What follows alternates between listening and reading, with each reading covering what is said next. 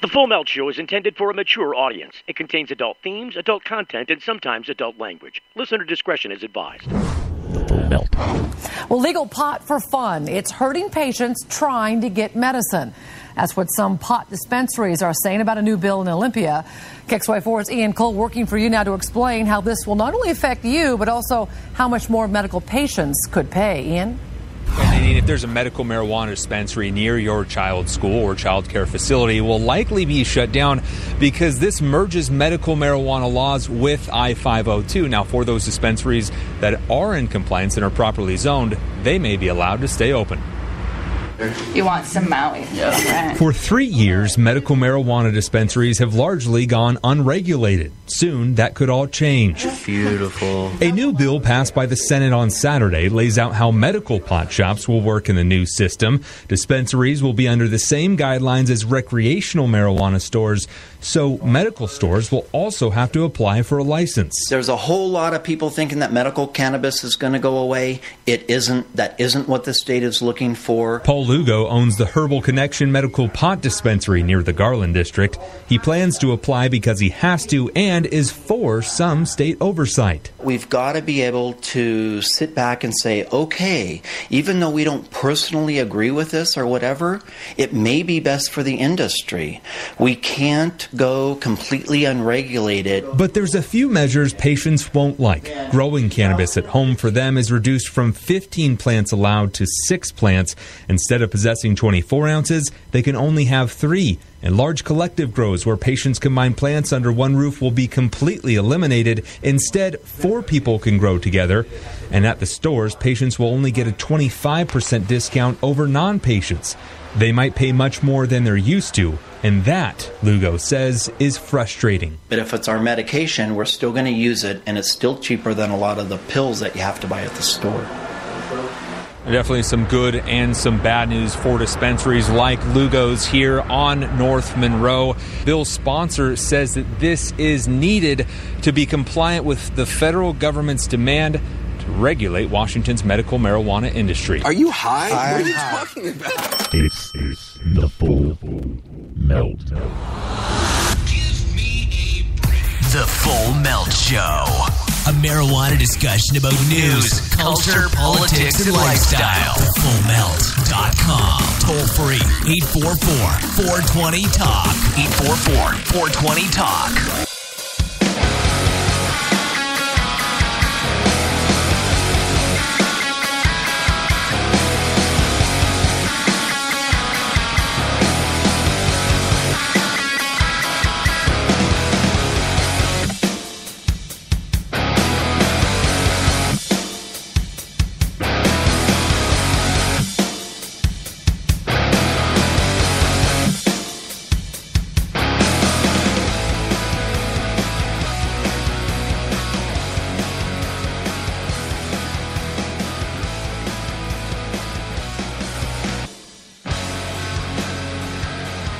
Yes, indeed, we are here.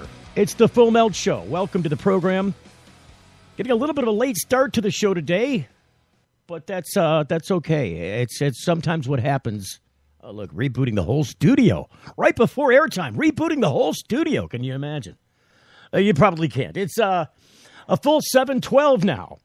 I'm Steve Green. This is the Full Melt Show. You can hear us here Monday through Friday, normally from 7 until 8 if everything goes as planned. This is the first time it hasn't. Go figure. So what's going on in the news? That's the important thing. What's happening in the news? You know, I should just there's a great way to highlight what's happening in the news, and I'm just going to see if I can't experiment with it. Well, we might as well. I mean, we've gone to this place. Let's see if we can highlight what's happening in the news. Because our local jurisdictions across the state of Maryland. And I can tell you that the governor's been clear in this direction, and we have fully engaged as a system, as a community of emergency managers from Ocean City to Oakland, Southern Maryland. It's the riots. County, I mean, to make sure we do what's necessary. There is rioting happening as we speak. I mean, that's just live audio from CNN as we're talking. I happen to have the television up looking at that all day. How can you miss the rioting in Maryland? The instability in social structure. I mean, this kind of stuff, every time a person of color gets mowed down by police in some strange way, whether they're running from the police, whether they say they thought their cell phone was a gun, whether they ran into a dark room and saw a person they said they feared for their life and mowed them down in cold blood like they just recently did quietly here in Detroit. Nobody mentioned the 20-year-old kid who was, supposedly an armed robbery suspect who they just busted in, and a federal agent, a black man happened to be, shot him 10 times. And they just shot the guy 10 times. This is just an unarmed person in a home living with his mother, shot him dead. Every time one of these things happens, there seems to be some rioting that occurs. It turns an inner city neighborhood into Detroit circa 1967. This has got to stop.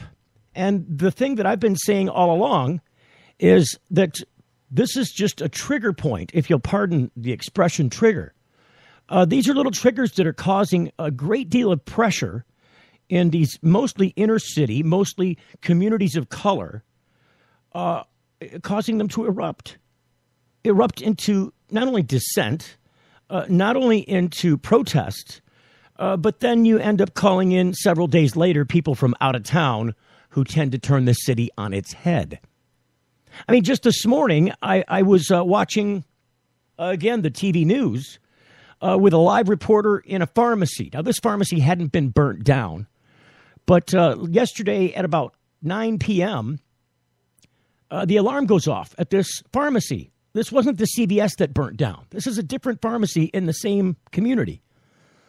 But some people ran in there, broke into the place. The alarm company calls this pharmacy several times. And the pharmacy calls the police and calls the police and calls the police and calls the police. For 3 hours, these suspects proceeded to raid the pharmacy of most of its available drugs on the shelf, and then proceeded to take some 3 hours to pull out a huge, it took at least 3 or 4 people, they said, safe. Inside the safe, all kinds of, scheduled narcotics, heavier duty narcotics, your Oxycontins, the heavier drugs of the world, your opiates, the stuff that really has to be kept under lock and key. They just pulled the whole structure out of the building. And the police hadn't yet visited. And I'm just saying, in my opinion, and I've been saying this ever since, some of this other stuff happened late last fall, late in the summer, and then also throughout the winter, with people being killed in these communities by usually police, and usually under strange circumstances, usually under the same circumstances that these people have been complaining about for decades. It's just that now, and only now, have we had the opportunity in recent days to catch this stuff on video camera, because it's available to people in poorer classes. Everybody who's got a cell phone, I don't even care if it's from the least expensive of cell phone companies, it still has usually a video recorder on there. This was unreachable by the masses simply 10 years ago. Couldn't have this. It wasn't going to happen. But it's taken a little bit of time for that technology to spread into people's hands, and then a little more time for people to figure out socially that this is a tool that they can use to their benefit. Finally, recording the proof of the monster under the bed. And that's really indeed what this is. So what we're talking about today is what's in the news and where did this pressure come from? And I started to say that this has come from the drug war. People are going to point at me and say, oh, it's such a stretch. Oh, you're making such a stretch that, this unrest that's happening now is really tied to the war on drugs. And I'll just try and correct you on that. And then we'll bring a guest on that can maybe talk to this point. The idea that one incident or another incident unrelated, or even several incidents unrelated, would trigger this kind of social unrest, this kind of protest that would cause rioting in major cities across the United States. Because it's not just Baltimore. There are other places that are like, whoa, batten down the hatches because we don't know what's coming. I mean, Maryland's called out the National Guard here. We're a step away from martial law if this kind of thing persists, and they insist that it will not. The idea that a few little incidents like this could cause this kind of social upheaval citywide, countrywide, in cities disconnected from the events that happened is really ludicrous in my opinion. It's a ludicrous point of view that these little things would happen independently and cause this kind of mass unrest. I would point to the larger equation here, and that's the decades-long presence of the bigotry and hatred tied to people of color in minority communities, usually inner city America, by the drug war. This has been used as a social control tool and as a bigotry tool. And I have all kinds of evidence to back that up. I don't think many people will argue with me on that point.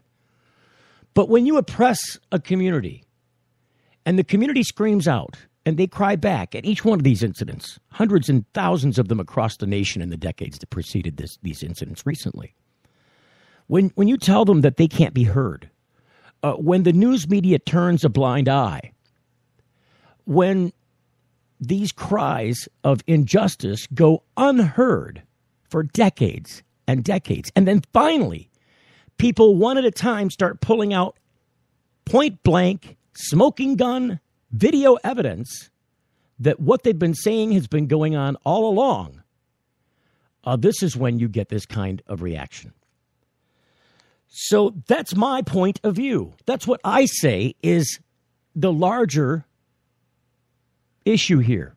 This pressure that's been building up for decades, really wrapped around the drug war, the failed drug war, because it hasn't succeeded in reducing drugs. It hasn't succeeded in pushing costs up. It hasn't succeeded in keeping drugs out. It hasn't succeeded in stopping its use. It's bigger than it's ever been before. Yet we spend billions of dollars every year in this country and in other countries, I might add, trying to stop what is unstoppable. So when we come back from the break, I have retired U.S. Federal Marshal Matthew Fogg on the program. Matthew is a representative from Law Enforcement Against Prohibition. He's on the phone now. He's waiting to talk about what this means and what this doesn't mean from his standpoint. Remember, he's a former federal cop. Hang on, we'll get to it on the other side of the break. Stand by. You're getting the full melt. They're parasites. They've got no contribution to this society. They're preying on our community and our kids. And it's going to end badly. We've got exactly $100,000 in cash in the back of this car. I bet there's guys right there in that prison for doing just what we're about to do. I want the Breckenridge Cannabis Club to be a household name. This is us pioneering a new industry. He's going after every resort town in Colorado. His plan is brilliant. This is a big boy operation now. We are not the Amsterdam of the Rockies. We're Breckenridge. Absolutely unbelievable to us that this has happened so quickly. That's when the town erupted. All hell can break loose. I think we have an image to protect. The powerful elite has definitely put the pressure on. Everyone is playing everyone. They're going to have a target painted on their back. That is a real threat. There's $2 billion to be had next year. I plan to take more than my fair share. High Profits, Sunday night at 10 Eastern on CNN. Got something to hide? Cannalock offers discreet and effective storage solutions that destroy odor, so nobody knows. Cannalock is a patented charcoal-activated bag that discreetly stores your marijuana. Cannalock is made from the same material as military chemical warfare suits. Get yours at Cannalock.com. Visit Cannalock.com to learn more about no-smell technology. Does your dog or cat suffer with joint disorders, arthritis, anxiety, cancer, chronic pain, or other ailments? Hemp or cannabis-based medicinal products are now legal. Why should your pets go without the same options that we have available? Try Sativus, a daily hemp oil with CBD. Sativus is quality inspected and made in the USA. Easy-to-use drops are applied directly to your pet's food. For your pet's wellness, try Sativus drops. Ask for Sativus at your local pet store or learn more at petpain.com. You know, it's not easy out there, but it can be easier. And when it comes to medical marijuana in Michigan and chronic pain management, Dr. Bob Townsend, renowned for his patient advocacy and deep understanding of how patients and medical marijuana certifications fit together, makes it his hallmark to educate and provide the best holistic treatment for your condition. Now, his knowledgeable staff makes you feel warm and welcome, and Dr. Bob makes you feel well. With locations across the state in Cadillac and Gaylord, Kalamazoo, Marquette, Mount Pleasant, Muskegon, Saginaw, Traverse City, you can't beat the convenience and feeling you get knowing you have someone on your side that cares. Denali Healthcare is on the web at denalihealthcaremi.com. Get answers to your holistic health questions or schedule an appointment now by calling 989-339-4464. Chronic pain management and holistic health answers is what they do. It's all they do. DenaliHealthcareMI.com. Get your certification and peace of mind now by making an appointment with Dr. Bob Townsend at 989-339-4464. With this warmer weather, I get more active. The aches and pains keep me from doing things I enjoy, like golfing and working outside my yard. Toledo Hemp Center's new location, 1415 Sylvania Avenue, has shown me there is an alternative to pharmaceutical drugs. I use CBD, cannabidiol, infused hemp lotions, oral sprays, and topical oils. Thank you, Toledo Hemp Center, for helping me restore and maintain my health with no side effects and no high. Find out more at ToledoHempCenter.com. Hey, this is Tommy Chong, and you're listening to The Full Milk Show. I'm in love with an angel. That you are. It's The Full Melt Show, and with me on the phone is retired U.S. Federal Marshal Matthew Fogg. Welcome to the program, Matthew. Are you there? Yes, I'm here. Can you hear me? Yes, I can. I can indeed. Thank you for hanging on the line with me. We got a bit of a late start to the show, and unfortunately what that means for us during this interview is it's cut a little bit short. There's somebody else going to be on this line in about 5 minutes. So that being the bad news, let's serve up the good news.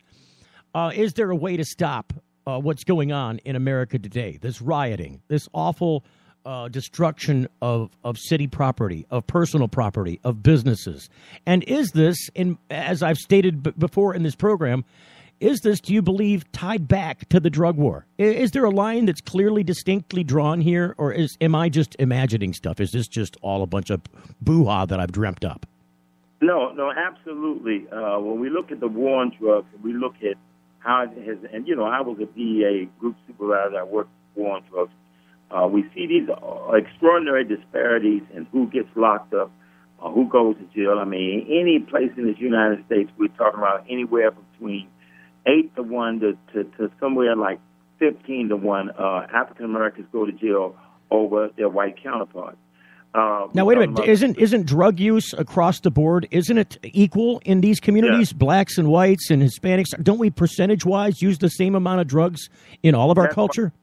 That's why I was trying to say to you that's why I wanted you to see the racial disparities. And once you understand that, and then you see the devastation that the war on drugs had on the black communities. I mean, it's really, there's nothing comparable to it other than slavery. It's the closest thing to slavery that we have in this modern day time. There are more African American people in the criminal justice system today than there were slaves at the time of the Civil War. So there's a lot of buildup, a lot of hurt. And then when you talk about the violence of the police, how the violence of, for example, what happened in Baltimore, they crushing this man's spine or darn near severing his spine and not even giving him medical treatment when they first locked him up. And he asked for the treatment. They didn't give him any, and then they throw him in the back of his wagon. It appears that black life has been devalued, minimized, and marginalized. That's what we see over and over. And as you said earlier on your show, now with the advent of technology and cameras, what's been going on for decades is now coming out. We're now seeing it in vision. And so what's going to stop? I think this summer is just going to even be hotter, and it's going to be worse because the more these incidents are proven or come out on now videos or whatever, you're going to begin to see more and more cities and people erupt because, you're at a stage like the civil rights movement. When I came along in the civil rights movement, it was the same thing. It was like, at some point, enough is enough. And when you start talking about property destruction, there's no comparison to that to human destruction, killing people. So how do we stop law enforcement? The president made that point today when he said, look, we don't condone violence, but obviously there's something behind this when we see this stuff happening over and over. So listen, we've only got a couple of minutes left in this little segment here, unfortunately. Do you think that, because the Supreme Court once ruled that the police are not required to protect and serve. This was a Supreme Court ruling in the United States. Protect and serve is on every badge that I've seen. It's on the side of most police cars that I've seen. Is that a true mantra? Is that a true mission statement? Because I see it more now as badger and abuse than protect and serve.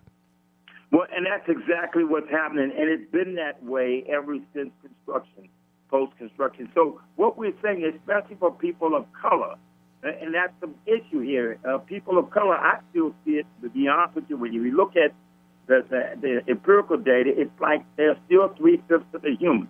It's like America doesn't become concerned until people of non-color start to get killed or issues start to happen to non-colored, to white folks' property and everything else. Now people are concerned. But when a black life is taken and when a guy is choked out in New York City by a chokehold that was outlawed by the police department and they ruled no indictment, they ruled it was justifiable homicide, at that state you begin to say there is no justice for black people in this country. And so that's when you begin to see these sort of what we see, what is going on in Baltimore. Is there a way for police to save face? And then the second question I have, it's a two-part question. You told me off air that when you were enforcing law, they gave you some edicts about where you could enforce drug law and where you could not. And you've worked in a lot of major cities, yes? That's correct. That's right. And one of the things, when I was working for DEA, and when we wanted to go into the white affluent areas and those areas that were selling and using drugs, and trust me, they had the better stuff, they had the purer stuff, and they had more than was in the black areas.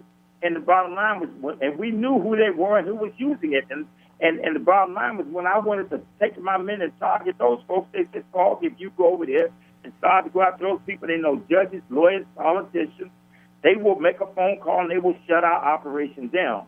So let's just get our numbers up on the weakest link. And next thing you know, we had ethnic cleansing going into the black neighborhood.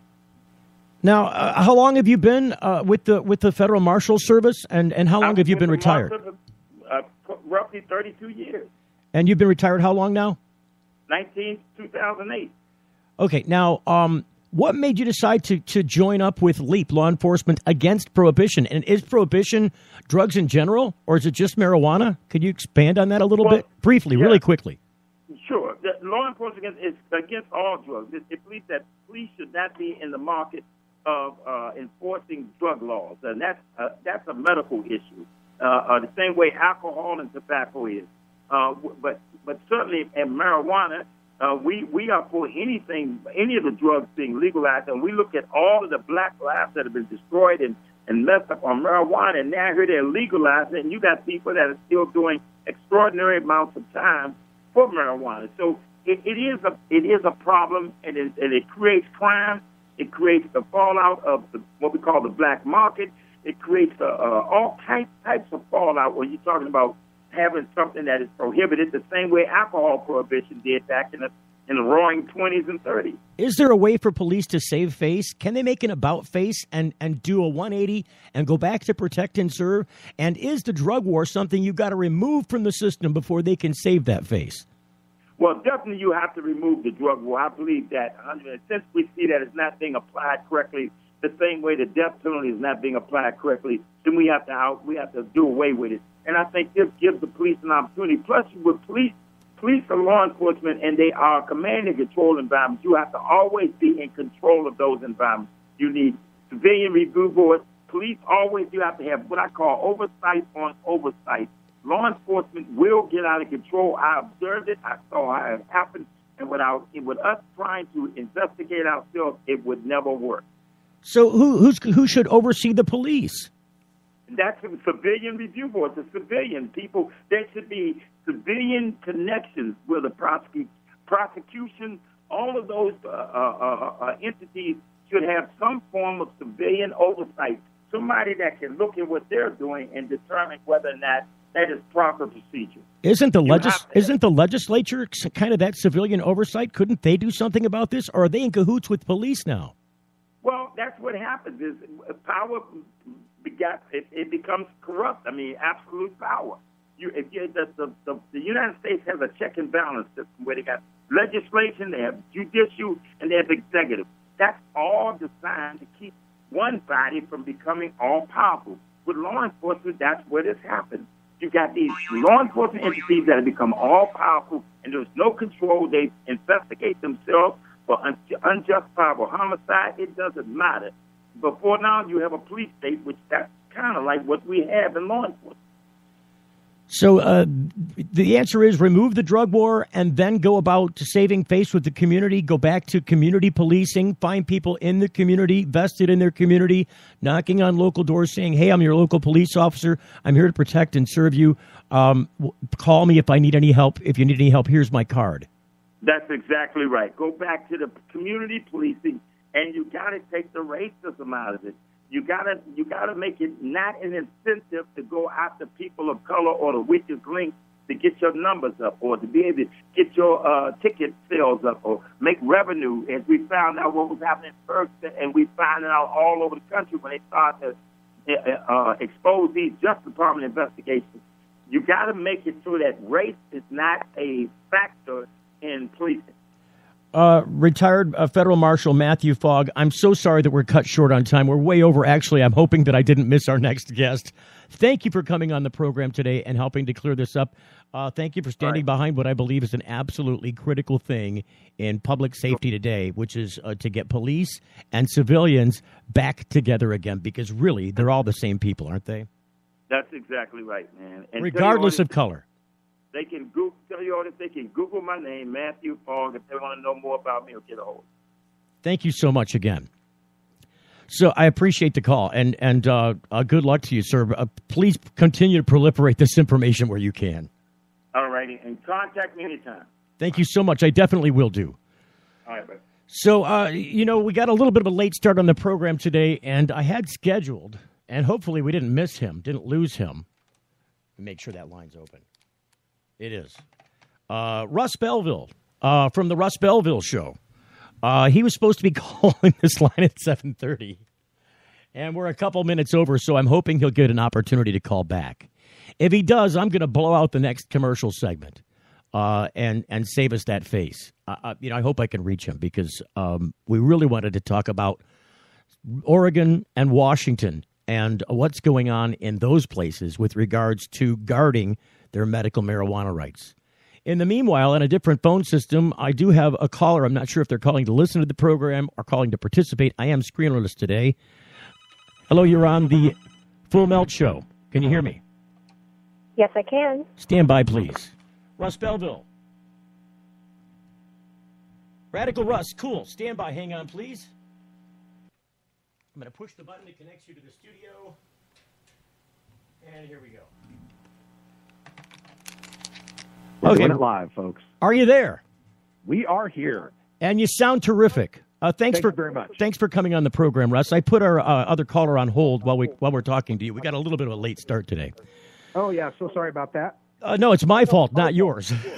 Oh, okay. Look, what's happening in Oregon and what's happening in Washington? It seems like medical marijuana rights are at risk. You're out of Oregon. Can you tell me what's going on there? Because it seems like a lot of people are up in arms. Yeah, I can tell you the Pacific Northwest right now, in the wake of recreational marijuana legalization, is facing increased scrutiny in its medical marijuana programs. And let me start with Washington State because the situation is probably more dire there and more certain at this point. A bill has recently passed, and Governor Inslee has signed this bill in Washington State that makes radical changes. Well, it might not be fair to call it radical changes so much as institutes some regulations. The medical marijuana system in Washington has been fairly laissez-faire ever since it began in 1998. It never specified that there would be medical marijuana dispensaries, but economics being what they are, medical marijuana dispensaries came into existence. At first, they used a loophole of the caregiver law, and then when that loophole was closed, they used a loophole of the collective law. And so now what has passed in Washington State is that these unregulated medical marijuana dispensaries, which have no inspection regulation or pay any sort of taxes, are now facing elimination. The governor signed this law that basically means that there will no longer be such a thing as a medical marijuana dispensary. There will only be I-502 marijuana shops. Those are the ones created by the regulations of recreational legalization. And some of those shops can have a medical certification. Supposedly, this medical certification will mean that the employees in those shops, the bud tenders, will have some instruction, education on how to talk about the medical utility of the plant, as well as possibly requiring these medically certified stores to have to carry more medicinal products, things like salves, tinctures, high CBD products and the such. And also offer discounts, correct? A 25% discount? Isn't that part of it? No, unfortunately, what's going on here, the Washington State recreational tax was ridiculous. It was 25% at the wholesale, processing, and retail levels, 3 different levels of 25% taxation. Wow. There are 2 different bills in the Washington legislature right now to reduce that to just one level of taxation. One bill is 30%, the other one 37%, both way too high. And this new law would not exempt medical marijuana patients from having to pay that excise tax. They would get an exemption from paying sales taxes, which in Washington State can be, I think, 6.9%, I think. But effectively, since there's local taxes, it ends up being like 8 or 9% in most places. They would get that tax break, but not the 30 or 37% that's going to pass. When communities pass high tax rates for either medical marijuana or retail cannabis, don't they, in effect, cause a black market situation that they're trying to eliminate by passing this legality to kind of flourish on its own in a place where they can avoid taxation at high rates? Yeah, that's one of the real dichotomies, one of the dissonances of legalizing marijuana is we sell it on tax revenues that we could make and eliminating the black market. Those 2 things are mutually exclusive. If you're making a lot of tax revenue, that means you're charging a lot of tax. If you're charging a lot of tax, that means there's incentive for a black market to undercut that tax. Well, there's a black cigarette market. People get busted all the time taking cigarettes from a reservation or a place where the taxes are extremely low and bringing them into a place like New York City where the taxes are really high. Or you end up like Eric Martin getting choked to death by the NYPD. Selling Lucy's. Loose cigarettes. Yes, right. Exactly. Any product that has regulation will have a black market. The key is to find that sweet spot where it's taxed low enough that the black market is negligible and we can cope with it, but taxed high enough to make a certain amount of revenues. And the problem with marijuana is under a totally legal regime, marijuana would be as cheap to produce as tea. It wouldn't cost that much. You couldn't raise that much tax money off it. So, yeah, this is a big problem. Other things happening in Washington State is Washington State was the only state, aside from California, that did not have a medical marijuana patient registry. Most states have a mandatory registry. You have to sign up. Some have a voluntary registry like Colorado. California's is done on a county basis as a voluntary registry. Washington State was the only one that had no registry. You could just get your letter from your doctor and you were good to go. Well, now this new bill that's been signed creates a voluntary registry. You don't have to sign up.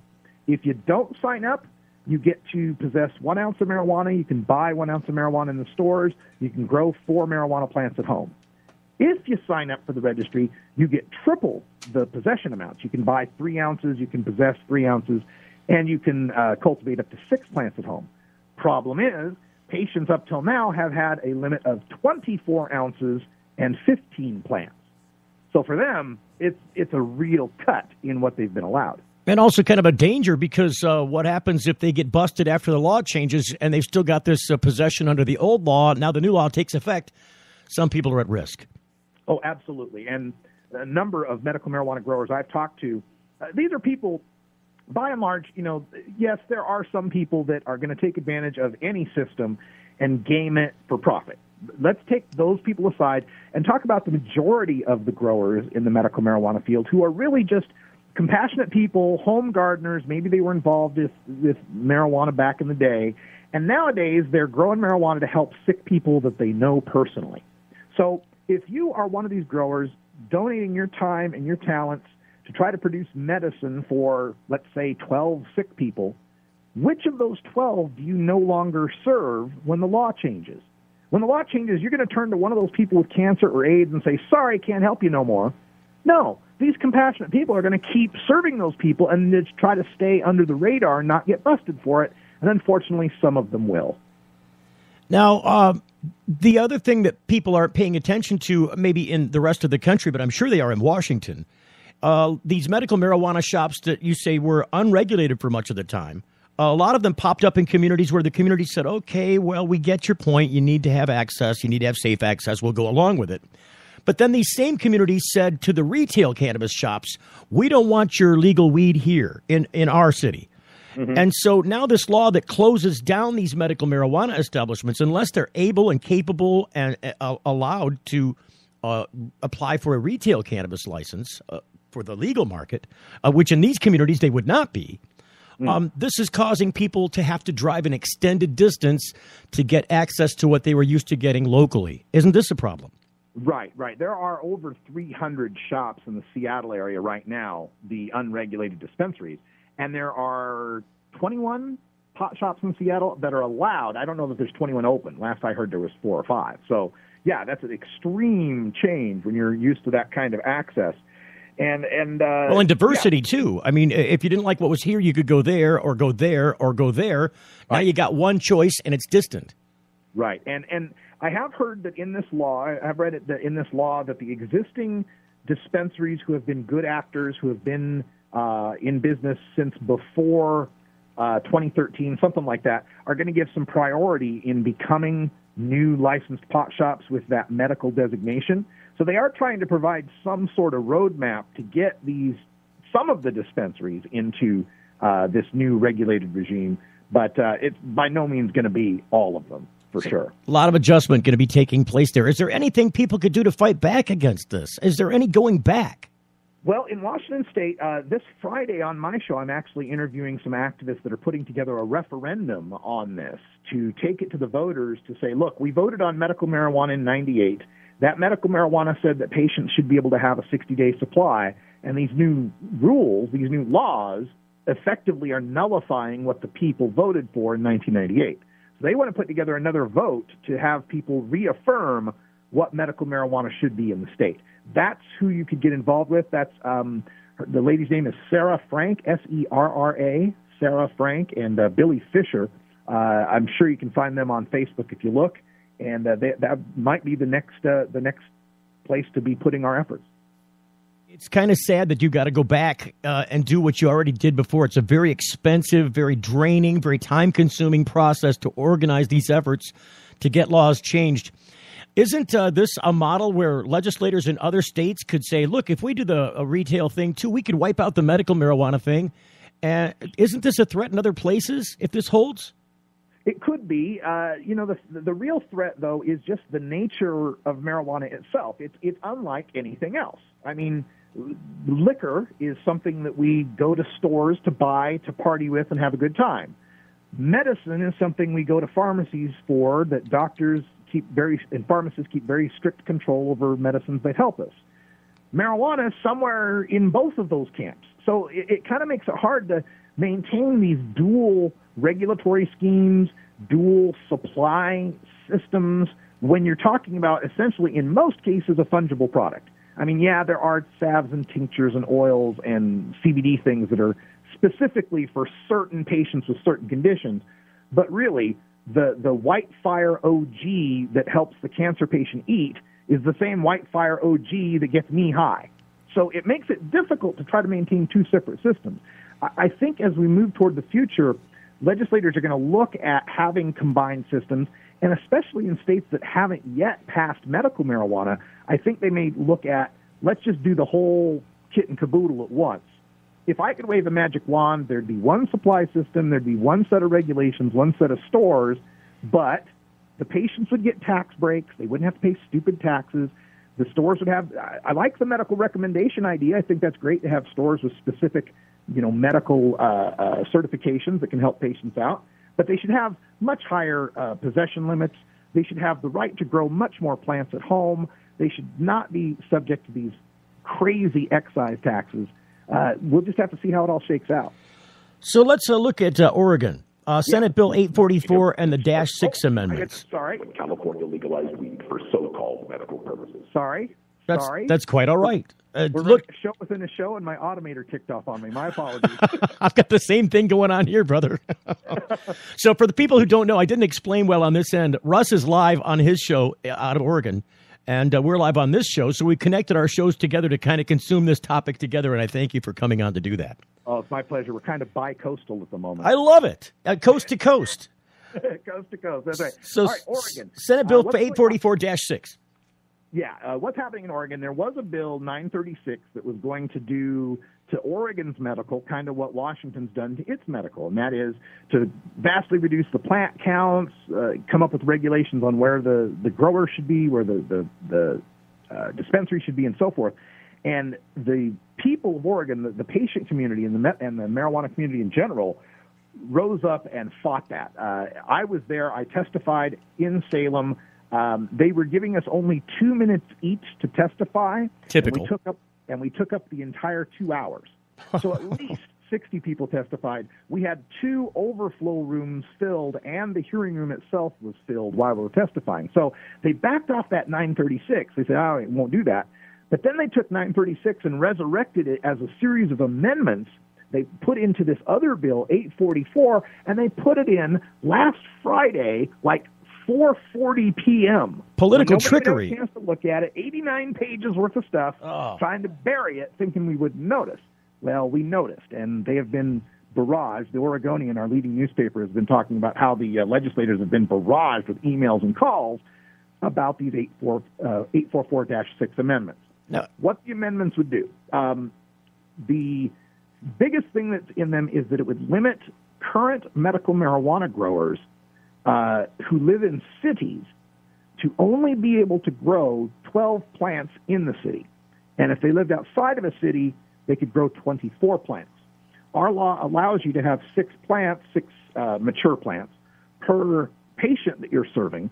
So in essence, what this would do is reduce the city growers to 2 patients each and the country growers to 4 patients each. This was in reaction to some really huge grow sites that got some news, one in particular that was for 104 patients, and none of those patients were from Oregon. They were all from California. Oh, good Lord. That generated some negative headlines. The legislature wanted to attack that. But in doing so, they're really just putting the most vulnerable patients at risk.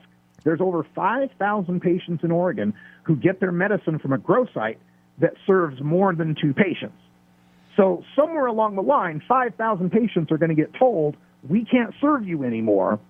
And are they expected to go to the dispensaries? Well, these 56% of the patients in the Oregon medical marijuana program are on food stamps, Social Security, or disability. So they're not the kind of people who can afford to go to a dispensary, and especially when these are the people that they're not like me. I can buy an ounce and it's going to last me a while. Right. These are the kind of people that are using an ounce a week, an ounce every 2 ounces a week. They can't afford to spend $200 plus whatever the taxes end up being to be able to take care of themselves. It's just really sad. So that's one of the things that they're trying to do. There's some other things in the -6s. Let me see if I can look those up while we're talking. Yeah, that's quite all right, because this is kind of what we have to do in referencing this information. Yes. So that was the main problem. Oh, another problem with these -6 amendments is they want to require the medical marijuana growers, even the personal growers, to maintain records, kind of track all of their grow, how much they harvested, who they distributed it to, and so forth. And they want them to keep those records for 7 years. It's like the dang IRS. Now, for comparison's sake, in the state of Oregon, a pharmacy dispensing oxycodone only needs to keep its records for 3 years. Well, it's quite a difference. Yeah, just a little bit. And you're really expecting some, maybe Vietnam vet who has a green thumb, who grows a few plants to help a couple cancer patients. He's growing it in his basement. We're really expecting that guy to keep file cabinets worth of records for 7 years? Really? No, these people are just going to go back to the black market. They're going to go back to doing it under the radar like they used to. Well, if you hamper a medical patient too badly, if you make it more expensive, if you make it less accessible, and there's a guy next door that's got very much, something that will help you, isn't it quicker to go to the guy next door? Oh, that's exactly what's going to happen. And with the levels we've got in grows here in the state, as far as the recreational folks, people like me, will be able to grow 4 plants in our house. Medical growers will still be able to grow 6 plants, so long as things stay the way they are. Isn't it like 3 flowering and 3 vegging, something like that? No, 6 mature, 18 immature. Okay. And according to our legal counsel, they tell us that a patient would also be able to grow the 4 plants they get for recreational. So they'd actually have 10 plants they'd be able to grow in their own home. So, yeah, the idea that someone's going to put up with a whole bunch of record-keeping requirements and high taxes when the home growers are going to be growing like crazy, it doesn't make any sense. Russ, I just got a couple minutes left before our commercial break, and so I wanted to throw in the devil's advocate point of view before we hit that break. Playing devil's advocate, wouldn't these legislators say that our action, despite the people's wishes, despite the people's will isn't regulatory enough, and the federal government is pressuring state governments to regulate, tighten it down, make sure it's highly regulated, and then the feds will leave your states alone? Isn't that where they're acting from? Yeah, that's the argument they bring to us all the time, is that we have to abide by the Cole memo, which says we have to make sure that marijuana is not getting diverted out of state. The thing is that the Cole memo has always been in reference to states that are legalizing marijuana, not so much the medical side. And Oregon has been pretty safe as far as not being raided by the DEA or busted by the feds in any way. So they're concocting a threat, I think, that isn't too viable a threat. I mean, it always exists that we could get raided, but it hasn't really happened in Oregon. So that to me seems like scaremongering in the purposes of trying to get people to want to accept some of these terms. Russ Belville from 420radio.com. Thank you for coming on the program. Our commercial break's about to hit, and I don't want it to hit your air. No problem. 420radio.org. .org, I'm sorry. I did the .com thing. 420radio.org, the Russ Belville Show. Thank you so much for explaining this to us, because there's a lot of inquisition going on, and we needed your help into straightening out. Well, anything I can do, I'm always here for you. Thank you so much, sir. We'll talk to you very soon. All right, take it easy. So that's the deal. Stuff going on. Things are changing. Could it happen to you? We'll talk about that next. 844-420-TALK if you want to talk about it now. You're getting the full melt. Each week, Pot Pitch takes a look at different medical or legal pot business as they attempt to seek investment capital and partners in order to take their business to the next level. What do investors like? And which entrepreneurs are shown the door? Real venture capitalists, smart entrepreneurs, and exciting business models in a brand new industry. Cannabis. Pot Pitch. Find out what this new marijuana industry will look like and who its players will be. Real deals, real people, real decisions. Pot Pitch at potpitch.com and featured on the Full Melt Radio Show. Got something to hide?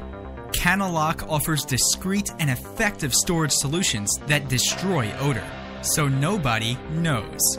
Cannalock is a patented charcoal-activated bag that discreetly stores your marijuana. Cannalock is made from the same material as military chemical warfare suits. Get yours at Cannalock.com. Visit Cannalock.com to learn more about no-smell technology. Imagine a world where patients can use marijuana like any other medicine. The Marijuana Patients Organization challenges the status quo by helping our neighbors to enjoy a better quality of life. Visit the MPO at marijuanapatients.org and enjoy informative articles, engaging debates, and information about treatments, doctors, and dispensaries in your area. Over 50,000 people have registered at marijuanapatients.org since 2010. Join us at the Marijuana Patients Organization today, marijuanapatients.org. It started with Weed 1. Some have called it a watershed moment. Then came Weed 2. It's absurd that we would have to do this to get medicine. Now Dr. Sanjay Gupta is at it again, and he's reaching higher than ever with Weed 3. I never thought I would be smoking weed in the hospital. The movement behind it. We demand this plant go through the process of the FDA. The radical research. I have to say I'm kind of stunned. Weed 3, the marijuana revolution. They're parasites. They've got no contribution to this society. They're preying on our community and our kids. And it's going to end badly. We've got exactly $100,000 in cash in the back of this car. I bet there's guys right there in that prison for doing just what we're about to do. I want the Breckenridge Cannabis Club to be a household name. This is us pioneering a new industry. He's going after every resort town in Colorado. His plan is brilliant. This is a big boy operation now. We are not the Amsterdam of the Rockies. We're Breckenridge. Absolutely unbelievable to us that this has happened so quickly. That's when the town erupted. All hell can break loose. I think we have an image to protect. The powerful elite has definitely put the pressure on. Everyone is playing everyone. They're going to have a target painted on their back. That is a real threat.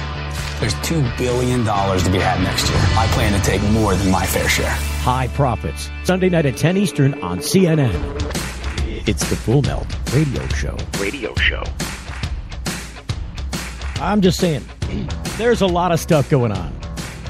Stuff swirling around. The riots, underpinned by the drug war. And we got the guy from the Federal Marshal Service to agree with us there, a former agent. A former drug agent. You've got medical rights in Washington and Seattle under siege under the name of regulatory affairs so we can keep straight with the federal government. Welcome to the program, Carmela. Carmela, where are you calling from today? I am calling from Oregon. Can you tell us what you have to say about the threat to medical marijuana rights in your state? It seems to me that the politicians just would like to kind of rush to get this through after I watched their work session last night, and that it's being hidden from public, and we're not really getting to put much input into it because of that. The most important thing to me is that they don't hastily pass these amendments that will lead to black market sales, because I am very proud of the cannabis community as a whole. And I'm blessed that my children should never know what it is to buy cannabis from a drug dealer. Dealers sell other things like heroin and cocaine, and they might even require you to partake in those things to prove you're not a narc. Well, and this is much what we ran from in the first place when we created medical marijuana laws in different states in the first place. Am I misspeaking when I say that? No, absolutely not. And I think it's also equally important that we speak out against the plant count limitations, because these limitations within the recreational market are fine. However, on the medical side, we treat patients with chronic and terminally ill diagnoses. And the amount of cannabis required to treat epilepsy, cancer, HIV is substantially higher, which means limiting plant count reduces the number of patients one can actually serve. Do you think that the limited input from citizens to the legislature on this issue gives them a blind eye to a subject just like the one you spoke of? I think that it does. I did, however, submit testimony at the last moment possible.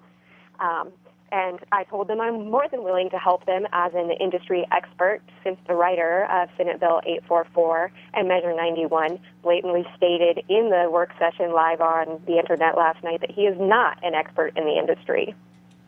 Well, and it's kind of important that somebody contributes some expert information when you're crafting things about legislation that affects everyone, wouldn't you say? I would think that they would like to call in some experts. I mean, there's a lot that has been going on in Colorado, and I witnessed people in Colorado, patients, that lost access to their medicine when the recreational market came about, because people left the medical side and rushed to the recreational side trying to get higher profits. And the same thing with the regulations on reporting and everything is going to probably make people either leave the medical side for rec and or go black market. In your instance, if they have to shut down these medical dispensaries, do you live in an area where there's medical and recreational dispensaries available? No, currently we just have medical available. And in that instance, if they shut down these other shops, I mean, did the local community say no to rec sales? No, they haven't. I think that they're going to be popping up in like July or something like that. So there are some people that may make application to be a retail cannabis shop in your community. Yes. In the meanwhile, in the interim, if they close these shops, when are they supposed to close? Or, will they have to? Do you think? I would hope not. Okay. What do you see coming out of the legislature here? Do you see, I mean, if you're to read the tea leaves, do you think what you guys said, at the legislature, do you think it's going to have impact? Have you talked to legislators outside of their official setting and said, hey, what does this look like here? I actually have not had that opportunity yet. I've only been back to my beautiful home state, Oregon, for several weeks now. I was in Colorado for the last 5 years working in the cannabis industry. Okay. And so I'm very excited to meet them face-to-face. I can say that when I called their offices, I either had to leave a message or I spoke to a secretary, and a number of those secretaries seemed pretty disgruntled that I was calling about Senate Bill 844. I had to actually call two of them back to make sure that they took my number down because they did not want to take a message really for me at all. It seemed rather dismissive is what you're saying. Right.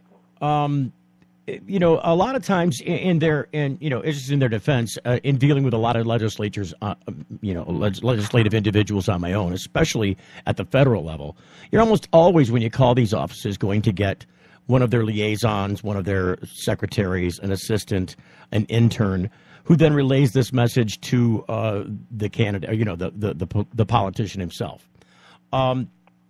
But it's not been my experience that these people have been put offish or standoffish.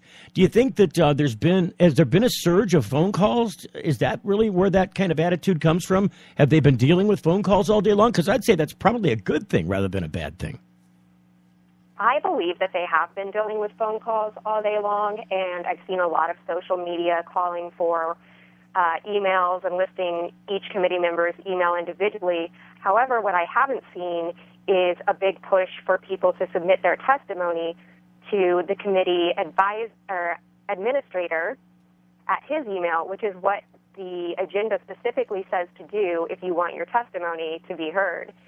So we've now passed the cutoff for that because it was 4 o'clock today.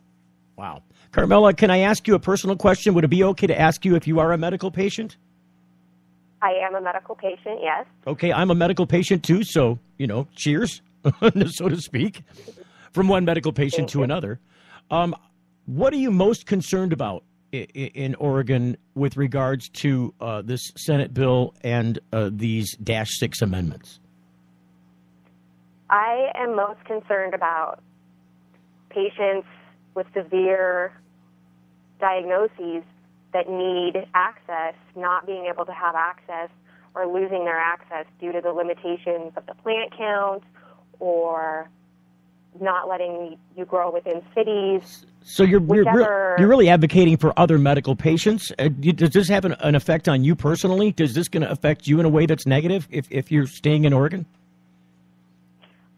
I believe it will affect me. I like to grow my own medicine, so I know exactly what is going into it. A lot of us do. And I also have been a long-time supporter, helper, advocate, volunteer for sick children that need oil that they take in capsules. So it really need a lot more plants. This is about advocating for the sick in general, because really that's where the impetus for this program began, is saying, look, stop trying to call these patients criminals. I'm sick of you putting putting a criminal tag on the back and a prison number on the back of a medical patient. What are you, crazy? I mean, that's where this started. So that's why I did this program. It sounds like you're doing much the same thing in an advocacy sort of way. Absolutely. Carmela, thank you so much for calling the program today. You brought in some enlightenment and some personalization to the issue in Oregon, and I really appreciate your phone call. And thanks for sticking on the phone while we went through the Russ Belville interview, because he certainly had some interesting information, but I didn't want to lose you along the way. No problem. Thank you so much for having me on. Good luck to you. We're behind you. If there's anything we can do, please reach back out to have us help you, because we'll gladly do that. Awesome. I'll keep that in mind, and you guys are welcome to call me anytime. Thank you so much. Have a great day. You too. Listen, wrapping this up, because only a couple of minutes left in the program. And, I wanted to give you a bigger picture about what's happening in the news today. How does it relate to you? How does this information in Washington and Oregon relate back to other states, like here in Michigan? I would argue that the politics in Michigan are much aligned to follow the footsteps of places like Oregon and Washington on this issue, because we don't have recreational marijuana here. There are bills in place there are initiatives going down to try and change that. But without some clear face on this issue, people are due to follow the footsteps of other programs in other places. Interesting stuff I do not have time to tell you about coming up on tomorrow and Thursday's program. Stay tuned for that. Thanks for tuning into the Full Melt Show. We'll see you for those programs tomorrow, Thursday, and then again on Friday. Talk to you then. The Full Melt Show is a production of TFM Media.